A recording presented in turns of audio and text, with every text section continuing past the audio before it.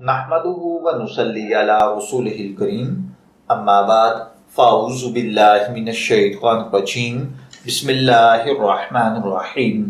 अस्सलामु अलैकुम dear viewers, आपके फेवरेट रूहानी चैनल रूहानी मसीहा से मैं हूं प्रोफेसर शब्बीर अहमद।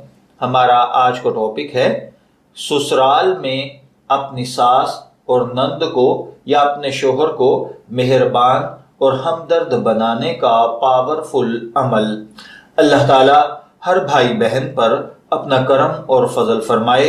अगर आपके ससुराल वाले बहुत सख्त दिल हैं, संग दिल हैं, आपकी सास और नंद छोटी छोटी बात आपके शोहर को बताती हैं, उसके कान भरती हैं, जिसकी वजह से ससुराल में हर वक्त लड़ाई झगड़ा रहता है, आपकी इज्जत नहीं की जाती, आपकी सास और नंद के सामने आपका शोहर मारता पीटता है, आपकी बेइज्जती करता है, गालियां देता है, आपके घर वालों को बुरा भला कहता है, या छोटी छोटी बात पर मारपीट करके घर से निकाल देता है, तो आप ये रूहानी अमल करें। इंशाअल्लाहुल अजीज आपकी सास और नंद आपकी बेजा मुखालफत को छोड़कर आपके हमदर्द बन जाएंगे और मेहरबानी के साथ पेश आएंगे। इसके लिए आपको जो रूहानी अमल करना है वो ये है कि आप बुध, जुमेरात और जुमा सिर्फ 3 दिन आप ये अमल करेंगी।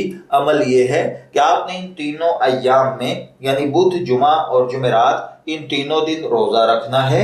रोजा रखने के बाद बादस नमाज फजर 1000 मरतबा कलमा तैयबा ला इलाहा इल्लल्लाहु मुहम्मदुर रसूलुल्लाह पढ़ें 1000 मरतबा, अव्वल आखिर 3 मरतबा दुरूद पाक के साथ। उसके बाद बादस नमाज ज़ोहर या बादस नमाज मगरिब यानी जब आप इफ्तारी कर चुके और नमाज मगरिब अदा कर लें, तो उसके बाद सूरह अंबिया की आयत नंबर 69 यानी आयत नंबर 69 बिस्मिल्लाहिर्रहमानिर्रहीम कुलना या नारु कूनी बरदम व सलामन अला इब्राहीम, ये आयत मुबारका पढ़ें अव्वल आखिर दुरूद पाक के साथ।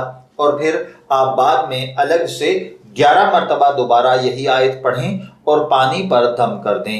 उसके बाद ये थोड़ा सा पानी आप अपने ससुराल में जो आपका मुखालिफ है, जिसको आप हमदर्द और मेहरबान बनाना चाहती हैं, उसको पिला दें या उनके बिस्तर पर थोड़े थोड़े छींटे गिरा दें। ये अमल तीनों दिन आपने करना है, 3 रोजे रखने हैं और इसी तरह ये आयत मुबारका और कलमा तैयबा पढ़ना है।